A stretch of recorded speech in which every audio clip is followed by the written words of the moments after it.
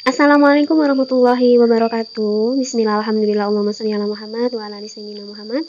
Segala puji bagi Allah, semoga salawat serta salam tetap terlimpah kepada junjungan kita Nabi Muhammad sallallahu alaihi wasallam. Hai semuanya, apa kabar hari ini? Semoga selalu sehat, selalu baik, selalu berbahagia, selalu dalam lindungan Allah, dan selalu bersemangat untuk menjalani apapun hari ini. Baik teman-teman, gimana perasaannya?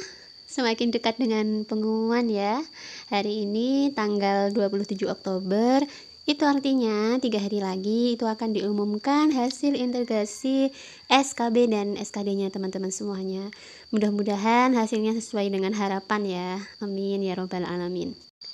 Nah, buat teman-teman yang dinyatakan lolos SKB dan ingin lolos di pemberkasan, dipastikan diri kalian nggak terlibat dalam berbagai hal ini nih ya. Hal ini tuh diatur atau dijelaskan dalam Peraturan Badan Kepegawaian Negara Republik Indonesia Nomor 14 Tahun 2018 tentang petunjuk teknis pengadaan pegawai negeri sipil. Nah, apa saja sih yang tidak boleh kita campuri atau kita tidak boleh terlibat dalam hal tersebut?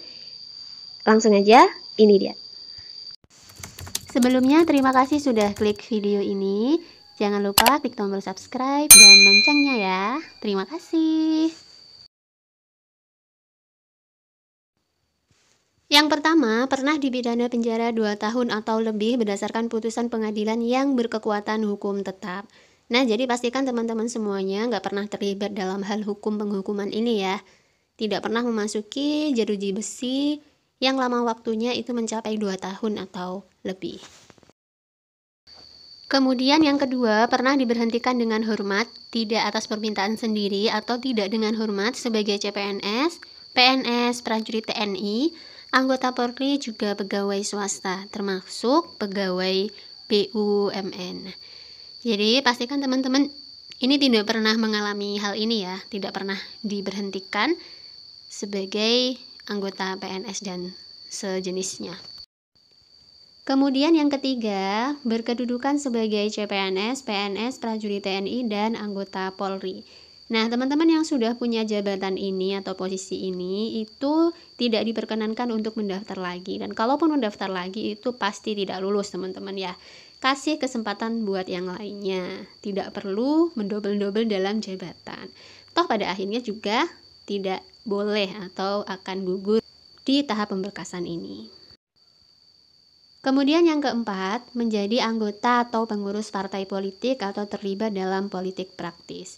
Nah, jadi teman-teman, kalau kalian ingin lulus di pemberkasan ini, itu pastikan tidak terlibat di parpol ini ya, teman-teman. Kalaupun saat ini mungkin kalian masih terlibat sebagai anggota atau pengurus, itu solusinya adalah segera mengurus surat pengunduran diri di parpol yang kalian ikuti. Nah, itu nanti surat keterangannya bisa kalian lampirkan di berkas pengajuan NIP. Nah, jadi jangan sampai ketika kalian sudah ada pengumuman terima NIP namun kemudian dibatalkan karena adanya informasi yang mengatakan kalian masih bergabung di dalam parpol tersebut. Jadi pastikan kalian benar-benar bersih dari kepengurusan parpol ini ya.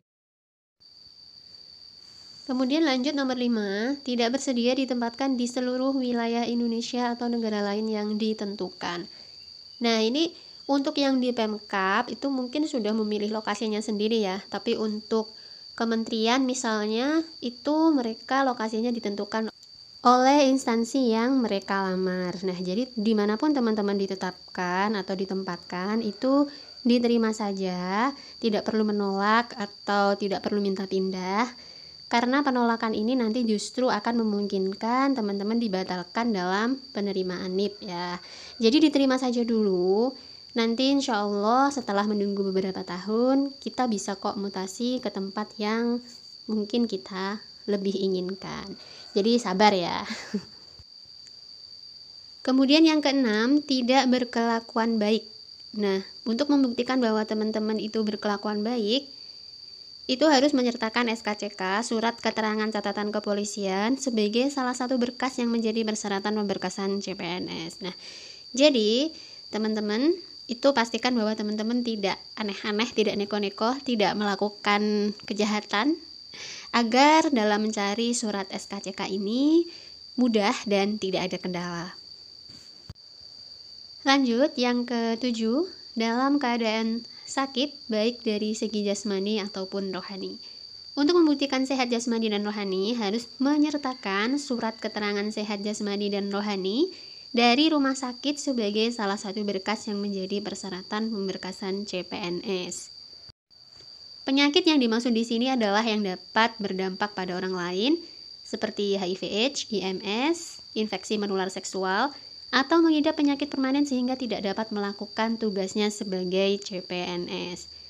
Nah, mudah-mudahan teman-teman semuanya yang dalam proses pengajuan NIP ini sehat secara jasmani dan rohani, tidak memiliki penyakit yang menular atau penyakit yang mengganggu kinerja teman-teman dalam melakukan tugas sebagai CPNS. Semoga semuanya sehat dan dimudahkan dalam proses pengajuan ini ya. Amin.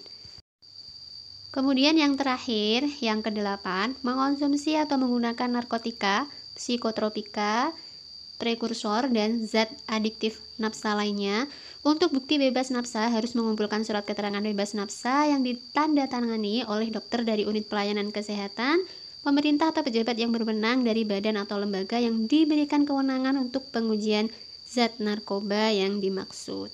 Nah, jadi teman-teman pastikan ya, teman-teman itu bukan pengguna, bukan pengedar, bukan penjual, atau pokoknya sama sekali pastikan bahwa teman-teman tidak terlibat dalam hal yang berkaitan dengan nafsa ini ya. Untuk semuanya, untuk teman-teman, untuk anak-anak, untuk keluarga, dan juga untuk diri aku sendiri, mari kita hindari barang haram ini ya.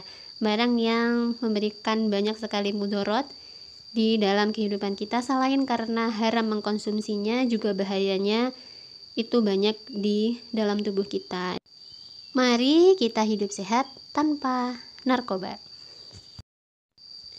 Baik teman-teman, itu tadi 8 hal yang tidak boleh kalian campuri, tidak boleh terlibat di dalamnya bila teman-teman semuanya ingin lulus di pemberkasan CPNS dan diterima pengajuan NIP-nya.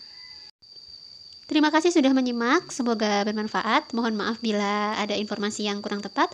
Wassalamualaikum warahmatullahi wabarakatuh. See you next video.